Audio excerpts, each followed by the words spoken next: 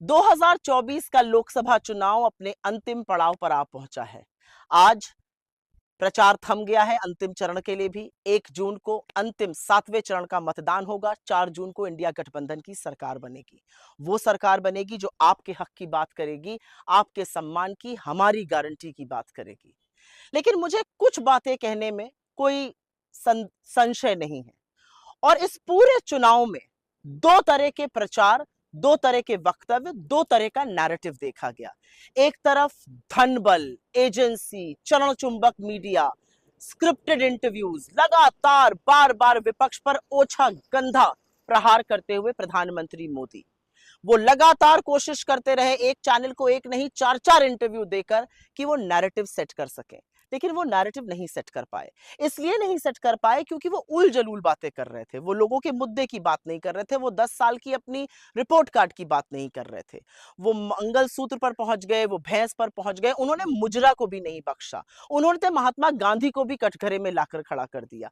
तो कहीं ना कहीं मोदी जी बौखलाए हुए, घबराए हुए, हताश, निराश, एक वो तानाशाह नजर आए जिनकी सत्ता जा रही है और सत्ता के जाने का भय उनको बहुत सता रहा है।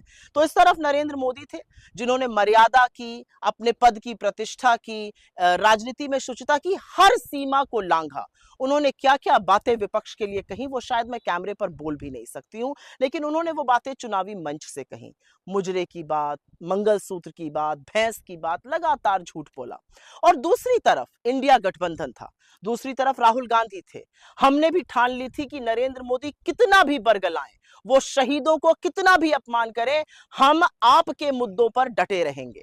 और राहुल गांधी जी ने बीड़ा उठा लिया था रोजगार की बात करने का, महंगाई को खत्म करने का, गरीबी को समाप्त करने का, और सबसे ज्यादा उन्होंने बीड़ा उठा लिया था आपके प्रतिनिधित्व का, गिनती का। और उसी पर वो डटे रहे। ये सारा चुनाव हमने मर्यादा से, प्रतिष्ठा से, आलोचना जरूर करी, लोगों को कटघरे में खड़ा किया, उनसे सवाल पूछे, तीखे सवाल पूछे, कटु वचन बोले, लेकिन मर्यादा की, शुचिता की, प्रतिष्ठा की कोई भी सीमा हमने कभी नहीं लांघी। और इस बात का बड़ा फक्र है, कांग्रेस की जो कैंपेन थी वो लोगों के मुद्दे पर केंद्रित रही, और यही इंडिया गठबंधन की भी कैंपेन थी। हम सब लोग खटाखट खटाखट खटाखट आपकी बात कर रहे थे। मुझे पूरा विश्वास है कि 4 जून को इंडिया गठबंधन की सरकार बनेगी। वो सरकार बनेगी जो एक आदमी के मन की बात से नहीं चलेगी, जो तमाम लोगों के जो आशाएं हैं, अपेक्षाएं हैं, महत्वाकांक्षाएं हैं, उनको प्रतिबिंब करेगी। मुझे पूरा विश्वास है कि 30 लाख सरकारी नौकरी, एमएसपी की कानूनी गारंटी, महिलाओं को मिलने वाला 8500 रुपए महीना,